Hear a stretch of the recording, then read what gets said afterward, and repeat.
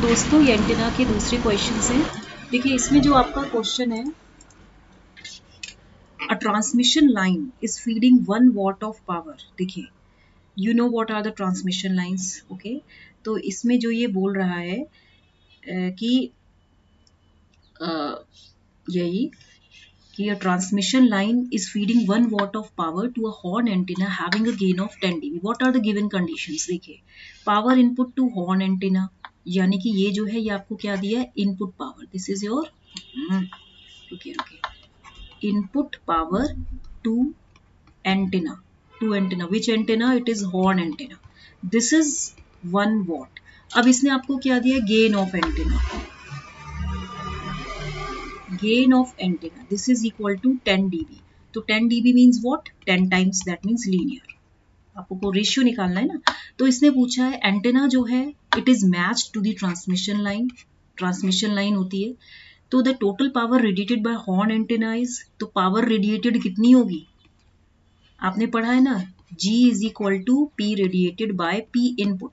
तो P radiated is equal to G times of P input, यानी कि 10 times of 1, that is 10 what.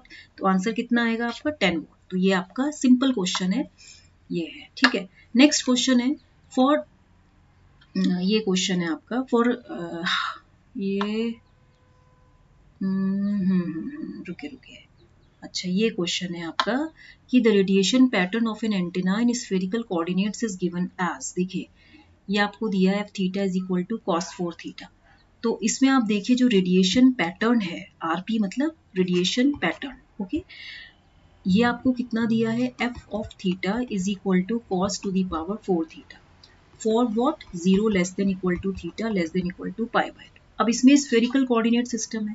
अब आपको याद होना चाहिए कि जो आपका रेडिएशन इंटेंसिटी है U, that is directly proportional to radiation pattern. That means U is directly proportional to F theta का होल स्क्वायर। तो ये वैल्यू कितनी हो जाएगी, cos to the power 8 theta, ठीक है। से अब मैक्सिमम रेडिएशन इंटेंसिटी आपकी 1 होती है। तो जो एवरेज पावर रेडिएटेड होगी, क्वेश्चन क्या पूछा है, डायरेक्टिविटी पूछी है, that is this will be equal to what, integral 0 to pi by 2 integral 0 to 2 pi. तो ये वैल्यू कितनी हो जाएगी आपकी, ये होती है कुछ u of sine theta d theta d phi. तो यहाँ पे u की वैल्यू है cos to the power 8 theta sine theta d phi, ठीक है। इसको पूरा जब आप सॉल्व करेंगे, after solving this whole equation, आपके पास आएगा 1/9 इंटू 2 पाई। इसको सॉल्व भी कीजिएगा, इज इक्वल टू 0.697। तो डायरेक्टिविटी का फॉर्मूला क्या होता है, 4 पाई ऑफ यू मैक्स मतलब maximum radiation intensity by P radiated, यही होता है ना। तो this is equal to 4 pi into 1 upon 0.697, this is equal to 18.02। तो डायरेक्टिविटी अगर आपको डीबी में निकालनी है, this is equal to 10 log base 10 18.02। तो ये 12.55 dB होगा। तो आंसर क्या हो जाएगा आपका, बी ऑप्शन, यानी कि ये 12.55 को हम 12.6 लिख सकते हैं।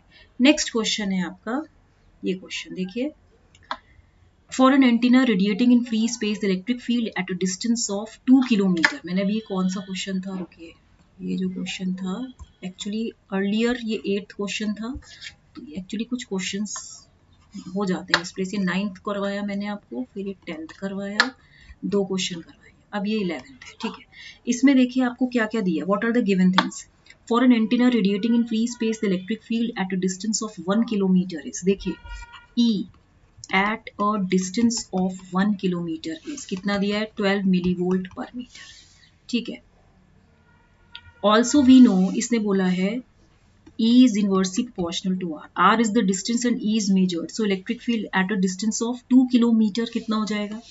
इसने क्या पूछा है, intrinsic impedance of free space दिया है, magnitude of average power density निकालना है due to this antenna at a distance of 2 kilometre, ठीक है। तो इस केस में आप देखिए जो इलेक्ट्रिक फील्ड होगी, ये तो D1 था, at a distance D2 equal to 2 kilometre, ये कितना हो जाएगा, 12 millivolt per metre by 2, this is equal to 6 millivolt per metre. तो पावर डेंसिटी निकालना है ना, ये हमें क्या पूछा है, हाँ, पावर डेंसिटी, तो power density due to antenna is E square by 2 eta, so this is equal to 1/2 into E square कितना हो गया 6 इंटू 6, ठीक है, इंटू 10⁻⁻6 अपॉन ईटा कितना हो गया 120 पाई।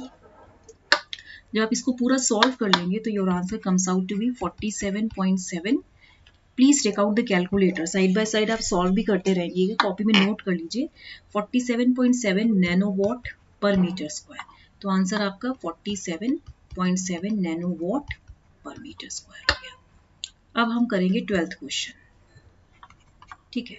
12th क्वेश्चन है आपका, देखिए इस क्वेश्चन में आप देखिए point electromagnetic source, this is, देखिए पॉइंट इलेक्ट्रोमैग्नेटिक सोर्स जो होता है it radiates in all directions, it radiates in all directions, ठीक है, तो इसीलिए इसका जो होगा आर होगा, मतलब आइसोट्रॉपिक होगा, तो ये इसका आर ऑप्शन है।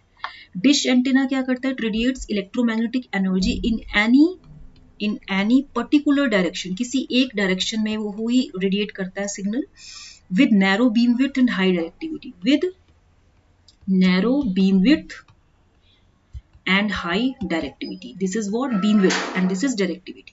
तो इसका जो आंसर होगा वो होगा आपका हाईली डायरेक्शनल, तो ये जो आंसर होगा आपका ये पी ऑप्शन होगा, डिश एंटीना, मतलब ये आपका हाईली डायरेक्शनल होगा। यागी उड़ा एंटीना जो होता है ये हाई बैंडविड्थ एंटीना होता है, this is a high bandwidth antenna होता है and it is used for TV reception, ये टीवी रिसेप्शन के लिए यूज होता है। तो इसका जो राइट आंसर होगा वो एंड फायर होगा, मतलब कि ये क्यू होगा, ठीक है, तो आपका राइट आंसर बी ऑप्शन होगा, आर पी क्यू, ठीक है। नेक्स्ट क्वेश्चन है, ये कौन सा क्वेश्चन था, 12th था, 13th, ठीक है। इसमें देखिए आप, the directivity of an antenna array can be increased by adding more antenna elements as a larger number of elements। देखिए डायरेक्टिविटी जो होती है किसी भी एंटीना की, it increases by adding more elements, by adding more elements, by adding more elements or more antenna elements in an antenna array, in an antenna array, ठीक है। तो इफेक्टिव एरिया जो आपका, देखिए हमें डायरेक्टिविटी का फॉर्मूला होता है 4 pi A E by lambda square, तो A E is equal to what, D into lambda square by 4 pi. तो यहाँ देखिए D increases, directivity increases as effective temperature also increases, तो इसका जो राइट आंसर होगा वो क्या होना चाहिए, इट इंक्रीजेज द क्या, as large number of elements increases the effective area of the antenna, तो ये गलत है, ये भी गलत है, ये भी गलत है, इसका बी ऑप्शन होगा, ठीक है। नेक्स्ट क्वेश्चन है आपका, the electric field and the magnetic field of a short dipole antenna satisfy the condition. देखिए 6 कंपोनेंट्स होते हैं इलेक्ट्रोमैग्नेटिक फील्ड के, possible for short dipole, for short dipole 6 electromagnetic field components होते हैं, इलेक्ट्रोमैग्नेटिक फील्ड कंपोनेंट्स होते हैं, कौन से होते हैं, H R, H theta, H phi, और दूसरा होता है आपका E R, E theta, E phi, यही होता है ना। अब out of these 6 components only following 3 components exist, कौन से एग्जिस्ट करते हैं, E R, E theta and H phi, only these 3 components exist, in other components are, ये जीरो होते हैं, that means H R, H theta and जो आपका ई theta, E phi है, ये सारे जीरो होते हैं, तो ऑप्शन बी आपका करेक्ट ऑप्शन है। And CB, both R and theta components of H are equal to 0, yes, and the theta component of E dominates, sorry ये नहीं, ये गलत होगा, हाँ, theta component of E dominates the R component in the far field region, तो इसका जो है ये बी और सी दोनों सही ऑप्शन होंगे, ठीक है। तो यहाँ पे ये कौन सा क्वेश्चन था, 13, ये 14th क्वेश्चन था, ठीक है। नेक्स्ट क्वेश्चन है आपका 15th question, in a broadside array, ये कौन सा क्वेश्चन है, okay, in a broadside array of 20 isotropic radiators equally spaced at a distance of lambda by 2, the beam width between first nulls is, देखिए array जो है आपका कैसा है, array is broadside in nature, ये broadside है, that means n is equal to 20 isotropic radiators हैं. IR मतलब आइसोट्रॉपिक रेडिएटर्स. तो beam width between first nulls is asked. तो इसका जो आंसर होता है ब्रॉड साइड के केस में वो होता है 2 lambda by n into d radians होता है. ठीक है, तो इसकी वैल्यू कितनी हो जाएगी 2 लैम्डा बाई 20 इंटू डिस्टेंस कितना दिया है आपको लैम्डा बाई 2. ये कैंसिल हो जाएगा और यहाँ पे ये जो होगा ये 10 हो जाएगा. तो हाँ, तो यहाँ पे इसको हमें डिग्री में कन्वर्ट करना है. तो क्योंकि pi radian equal to 180 degree तो ये हो जाएगा 180 बाय पाई डिग्रीज. तो इसका आंसर कितना हो जाएगा आप अगर देख लीजिए ये हो जाएगा कुछ 36 by pi that means 11.46 degree. तो इसका राइट आंसर होगा ये बी ऑप्शन. आपको फॉर्मूला याद करना. नेक्स्ट क्वेश्चन है 16th question. To dissimilar antennas having their maximum directivity is equal. देखिए जो एंटेना एफिशिएंसी होती है, जो एंटेना की एफिशिएंसी होती है, efficiency of antenna is radiated power by input power. So this is equal to what R radiated, that means radiation resistance by R radiated plus loss resistance. ये होता है ना फॉर्मूला. अब आप इसमें देखिए एफिशिएंसी को हम ऐसे भी लिखते हैं GP by GD, power gain by directive gain. तो radiation resistance of two antennas may be different. इसने क्या लिखा है two dissimilar antennas having their maximum directivities equal. अगर इनकी डायरेक्टिविटीज इक्वल हैं तो इसका जो राइट आंसर होगा may not necessarily have their maximum power gains equal. Radiation resistance दोनों एंटेनाज के डिफरेंट हो सकते हैं इसलिए efficiency may not be same. Since radiation resistance of two antennas may be different,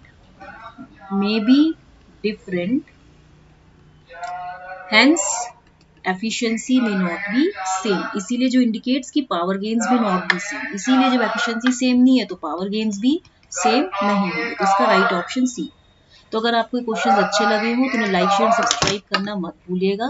till then please like share subscribe. Thank you.